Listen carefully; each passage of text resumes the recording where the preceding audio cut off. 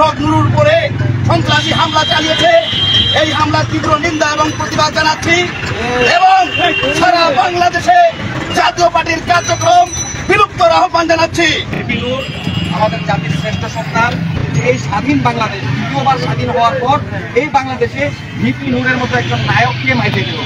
আমরা ধিক্কার জানাই বর্তমান প্রশাসন ও ইন্টারিম সরকারকে। তিনার দায়িত্ব থাকা অবস্থায় কিভাবে একটি স্বাধীন দেশে নুরুল হক নূরের মতো একটি দলের নিবন্ধিত দলের সম্মানিত সভাপতিকে কিভাবে মৃত্যুর বুকে ঠেলে দিল।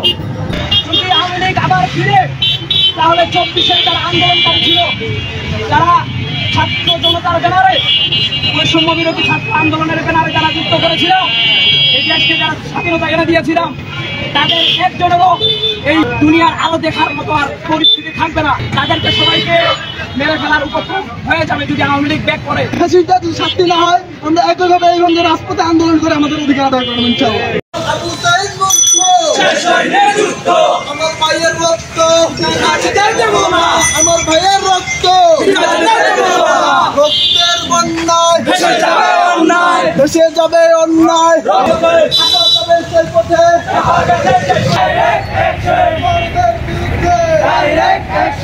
আপনার বিরুদ্ধে লীগের বিরুদ্ধে লীগের বিরুদ্ধে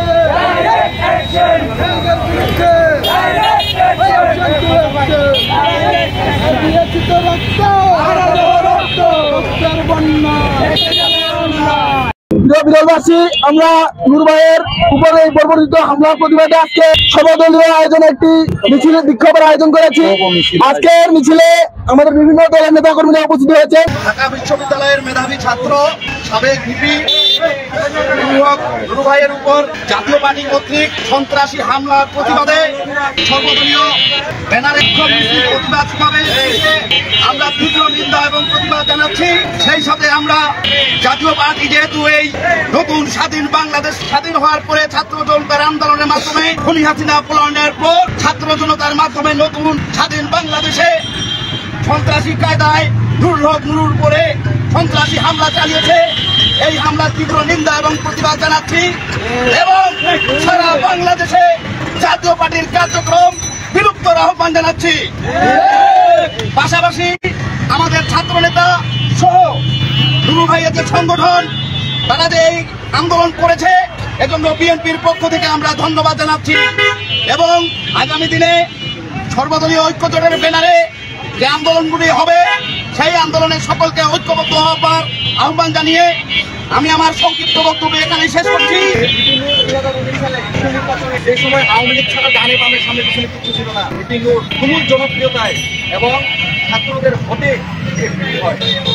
তার ভিপির পথ চলে গেছে, কিন্তু এখনো তার নামের শুরু থেকে ভিপি ডাক্তার এখনো পর্যন্ত যায় নাই।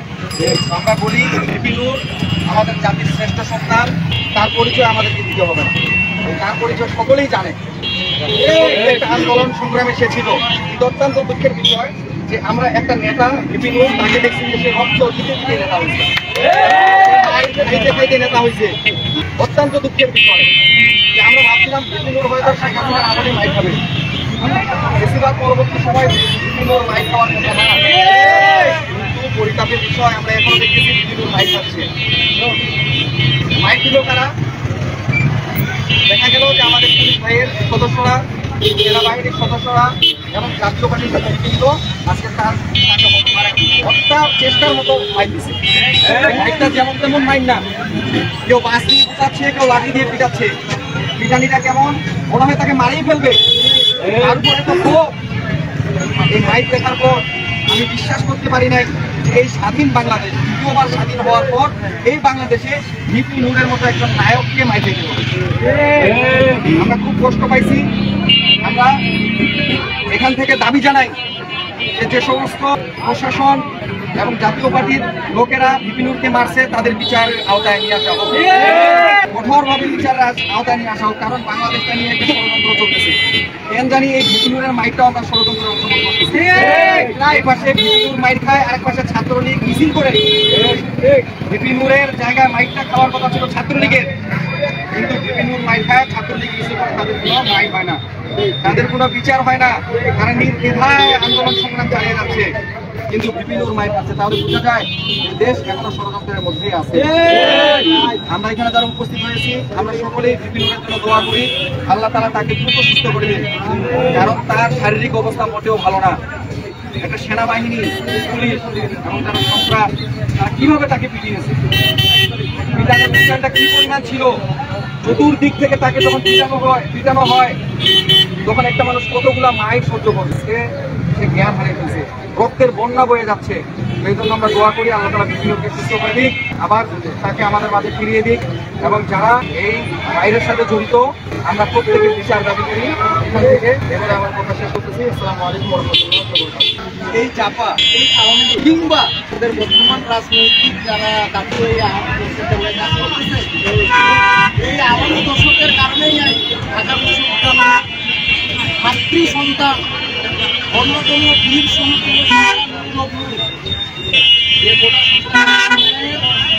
নায়ক এবং এই গোটা সরকার আন্দোলন বাংলাদেশ সরকারকে আমরা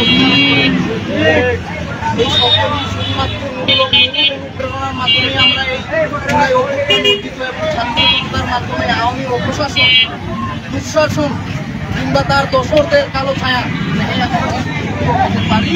তাই আমরা চাই যে সামাজিক পারিবারিকভাবে আমাদের বোধোদয় হোক, আমাদের শিক্ষা, আমরা শিক্ষিত জাতি হতে চাই, আমরা মেধায় শিক্ষিত হতে চাই, বিবেকে শিক্ষিত হতে চাই, আমরা অপশাসন নয় গিয়ে আমরা দলগুলোকে বিবেচনা করব, ছাত্র মৈত্রী সাম্য এ দেশ যেন হয় সবার।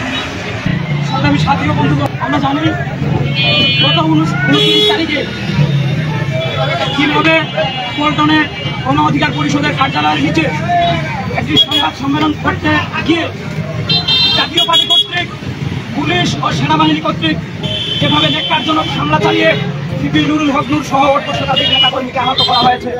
আমরা ধিক্কার জানাই বর্তমান প্রশাসন ও ইন্টারিম সরকারকে। তিনার দায়িত্ব থাকা অবস্থায় কিভাবে একটি স্বাধীন দেশে নুরুল হক নূরের মতো একটি দলের নিবন্ধিত দলের সম্মানিত সভাপতিকে কিভাবে মৃত্যুর বুকে ঠেলে দিল। তিনি এখনো আশঙ্কা মুক্ত নয়, গত 3 দিন আইসিইউতে ছিল, আজকে তিনি আইসিইউ থেকে বের হয়ে বেড়ে গিয়েছেন। ডাক্তার এখনো বলছেন তিনি আশঙ্কা মুক্ত নয়, এটাকে বিদেশে চিকিৎসা নেওয়ার কথা অনেক ডাক্তারই বলছেন। আমি বলতে চাই শুধু আওয়ামী লীগকে নিষিদ্ধ করলেই চলবে না।